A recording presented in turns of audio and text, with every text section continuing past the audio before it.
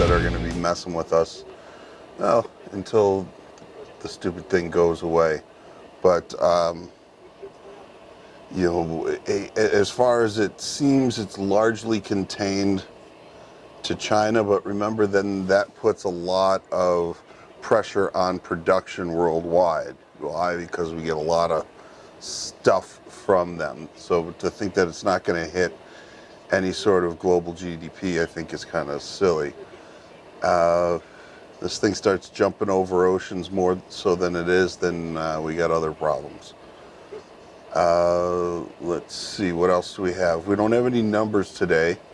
Bitcoin is back up over 10,000 from what I understand. I can't remember if they list this.